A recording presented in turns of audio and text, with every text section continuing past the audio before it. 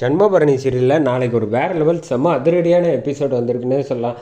இந்த பக்கம் பரணிக்கும் சண்முகத்துக்கும் சாந்தி முகூர்த்தம் முடிஞ்சத விஷயத்தை தெரிஞ்சு போய் ஆடி போய் நிற்கிறாப்புல நம்ம சவுந்தரபாண்டி செம மாதம் இருந்துச்சுன்னே சொல்லலாம். இந்த பக்கம் அதுக்கு முன்னாடி வீடியோ பிடிச்சிட்டு நான் லைக் பண்ணிட்டு பார்த்தா பேச கொஞ்சம் மோட்டிவேட்டாக இருக்கும். ப்ளீஸ் சப்போர்ட் பண்ணுங்கள் ஃப்ரெண்ட்ஸ்.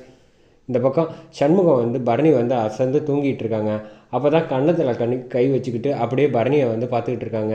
என்னடா போய் பரணிக்கிட்ட போய் மனசு விட்டு பேசு அப்படின்னு சொல்கிறப்ப அவளை தான் உனக்கு பிடிக்கும், அவளுக்கும் உன்னை பிடிக்கும் இல்லை, இப்போ கோவமாக இருக்காளே அப்படின்னு மனசாட்சிக்கிட்ட சொல்கிறப்ப இங்கே பாரு அப்படின்னு சொல்லிட்டு, என்ன சண்முகம் இதுக்காக தான் நான் உன்னை வெளியூருக்கு அனுப்பி வச்சேன் நான் சென்னைக்கு அப்படின்னு சொன்னோன்னே, யார் பேசுறது அப்படின்னோடனே, வேறு யார் உன்னோட அத்தை தான் பாக்கியம் பேசுகிறேன் அப்படின்னு சொன்னோன்னே, என்ன அத்தை அப்படின்னு கேட்டோன்னே, ஏய் நான் உன்னை ஊருக்கு அனுப்பி அவள் கூட மனசை மாற்றி அவள் வெளிநாடு போகாத அளவுக்கு உன் பொண்டாட்டியாக ஊருக்கு அழைச்சிட்டு வா அப்படின்னு சொல்லி அனுப்புனா, நீ அங்கே உட்காந்து என்னடா கன்னத்தில் கை வச்சுக்கிட்டு பார்த்துட்டு அவளை பார்த்துக்கிட்டு இருக்க, அவட்ட போய் பேசுகிறா அப்படின்னு சொன்னோன்னே, இல்லை தூங்குறா அப்படின்னா, தூங்குனா என்னடா இப்போ எழுப்பி விட்டு பேச போறியா இல்லையா அப்படின்னா, சரி சரி பேசுகிறேன், அப்படி இல்லாமல் நீ மட்டும் அவள் கூட சேர்ந்து புருஷன் பொண்டாட்டியே சேர்ந்து வராமல் வந்தீங்க உன்னை வீட்டுக்குள்ளேயே விட மாட்டேன் அப்படின்னு சொன்னதால ஞாபகம் வந்தோன்னே, சரின்னு பரணி தூங்குறப்ப காது கிட்டக்க போயிட்டு, பரணி உங்ககிட்ட ஒரு விஷயம் பேசணும் சொல்லுடா அப்படின்னு சொன்னோன்னே, இல்லை உன்னை எனக்கு ரொம்ப பிடிக்கும் அதான் தெரியுமே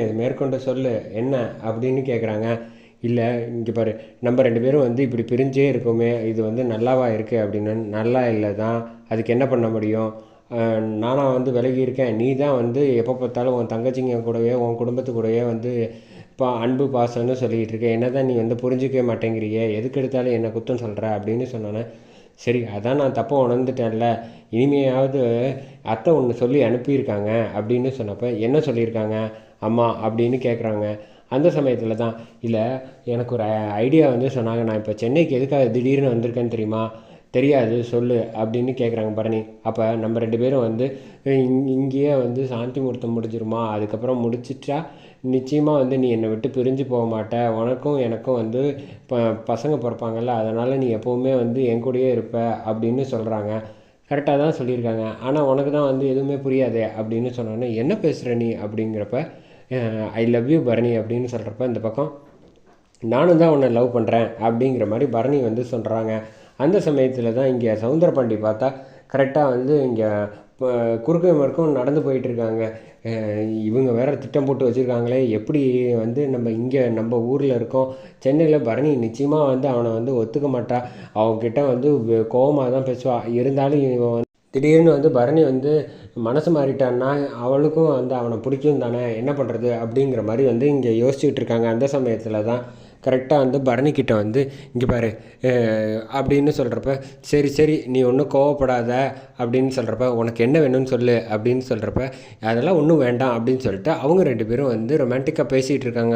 இந்த பக்கம் பார்த்தா சவுந்தரபாண்டி அப்படியே அசந்து போய் அப்படியே டயர்டாகி படுத்துடுறாங்க. படுத்தோன்னா இந்த பக்கம் சண்முகம் பரணிக்கு முத்தம் கொடுக்குற மாதிரி இவருக்கு கனவு கண்டோன்னா, இந்த பக்கம் டேய் எடுறா கையை என் பொண்ணு மேலே அப்படின்னு சொல்லிட்டு அலறி அடிச்சுட்டு கத்துறாங்க. கத்துனோன்னே இங்கே பாக்கியம் கரெக்டாக ரூம்லேருந்து வராங்க. வந்தோடனே, எதுக்காக இப்படி கத்திக்கிட்டு கிடக்கீங்க அப்படிங்கிறப்ப, இல்லை அந்த சண்முகம் என்ன தைரியம் தான் என் பொண்ணுக்கு முத்தம் கொடுக்க வந்திருப்பான், அவனை முண்டலேன்னு பண்ண வேணாம், அவங்க சென்னையில் இருக்காங்க, நீங்கள் அவங்கள நினச்சி இங்கே கனவு கண்டுக்கிட்டு இருக்கீங்களா, என்ன இதெல்லாம் பேசாமல் இருங்க, எப்படி இருந்தாலும் அவங்க புருஷன் பொண்டாட்டி தானே, நீங்கள் எதுக்காக உங்கள் பொண்ணு நல்லா இருக்கணும்னு கொஞ்சம் கூட நீங்கள் நினைக்க மாட்டீங்களா அப்படிங்கிற மாதிரி பேசணுன்னே, ஆமாம் உனக்கு என்ன தெரியும், டே சனியா இங்கே வாயேன் அப்படின்னு சொல்லிட்டு பரணிக்கு ஃபோனை போடுவோம். அப்படிங்கிறப்ப இந்த பக்கம் இந்த நேரத்தில் எங்கேயா ஃபோன் போடுறது, அதெல்லாம் சரிப்பட்டு வராது, நீங்கள் காலையில் பேசிக்கங்க உங்கள் பொண்ணுக்கிட்ட, நான் கிளம்புறேன் அப்படின்னு சொல்லிட்டு வீட்டுக்கு கிளம்பி போயிடுறாங்க.